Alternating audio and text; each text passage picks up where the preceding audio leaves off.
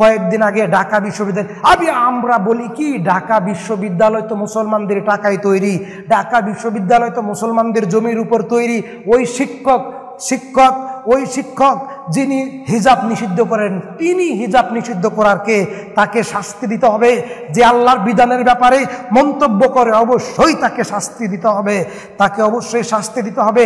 অবশ্যই মুসলিম মহিলারা এদেশের সকল ক্ষেত্রে পদাচারণা করবে, যেখানে যেখানে শরীয়ত তাদেরকে অনুমোদন দেয় সব জায়গায় পদচারণা করবে, তবে হিজাব সহকারে পড়বে।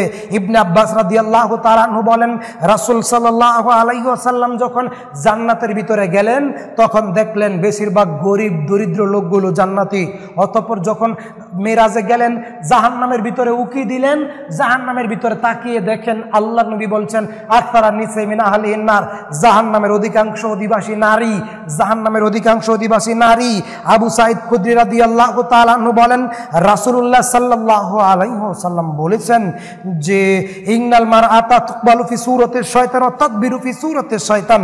জাবের রাদিয়াল্লাহু আনহু বলেন, মহিলারা শয়তানের বেশ ধরে আসে, মহিলারা শয়তানের বেশ ধরে যায়, মহিলারা শয়তানের বেশ ধরে আসে, মহিলারা শয়তানের বেশ ধরে যায়। আপনি দেখেন না আপনার মেয়ে, আপনার বোন, ওই যে কলেজে পড়ুয়া ছাত্রী, হাই স্কুলে পড়ুয়া ছাত্রী কেমন একটা বোরকা পরে, নিসাউন কাসিয়াতুন আরিয়াতুন মুমিলাতুন মাইলাতুন রুউসুহুন্না, কাপড় পরার পরেও উলঙ্গ, তার পিছন দিক দিয়ে দেখা যায় তাদের সামনে থেকে বুকগুলো কত টান টান উঁচু উঁচু দেখা যায়, তাদের শরীরের সমস্ত অবয়ব বোঝা যায়।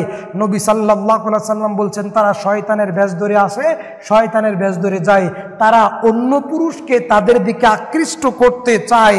নবী সাল্লাল্লাহু আলাইহি ওয়াসাল্লাম বলছেন আমি আমার উম্মতের প্রতি ভয় পাচ্ছি এই যে আমার উম্মত নারীর ফিতনায় ধ্বংস হবে। আল্লাহর নবী বলছেন আমার উম্মত নারীর ফিতনায় ধ্বংস হবে, আমার উম্মত নারীর ফিতনায় ধ্বংস হবে। যুবক, আমি তোমাদেরকে বলতে চাই, আমি সবাইকে বলতে চাই, নারীদের থেকে সাবধান থাকবেন, নারীদের থেকে সাবধান থাকবেন।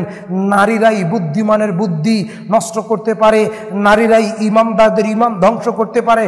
1 লক্ষ ইমামদার পুরুষের সামনে একটা নারীকে উলঙ্গ করে ছেড়ে দেন, গোটা জাতির সামনে একটা নারীকে উলঙ্গ করে ছেড়ে দেন, গোটা জাতির ইমান একটা উলঙ্গ নারী নষ্ট করে দিবে। আমি আপনাকে বলতে চাই, ইউটিউবে খবর পড়ে নারী, টিভিতে খবর পড়ে নারী, আরে সামান্য 1 টাকার সাবান শ্যাম্পুর অ্যাড করে সেটাও করে নারী, খবর পড়তে হবে নারী, মোবাইলে কথা বলতে হবে নারী, কেন সব জায়গায় নারী?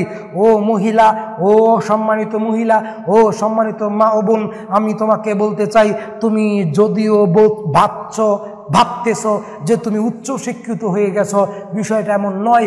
তোমাকে তারা টাকার পণ্য বানিয়ে নিয়েছে। ও নারী, তোমাকে তারা টাকার পণ্য বানিয়ে নিয়েছে, তোমাকে তারা যেথায় তাতাই অল্প টাকায় ব্যবহার করছে। তুমি তো মনি মুক্তা, তুমি তো সম্মানী জাতি, সুতরাং তুমি আজ ইসলামের উপর ফিরে আসো, পর্দা করো, ইসলাম মেনে চলো, অবশ্যই তুমি মুক্তি পাবে, শান্তি পাবে এবং আল্লাহ পাক তোমাকে পবিত্র করবেন।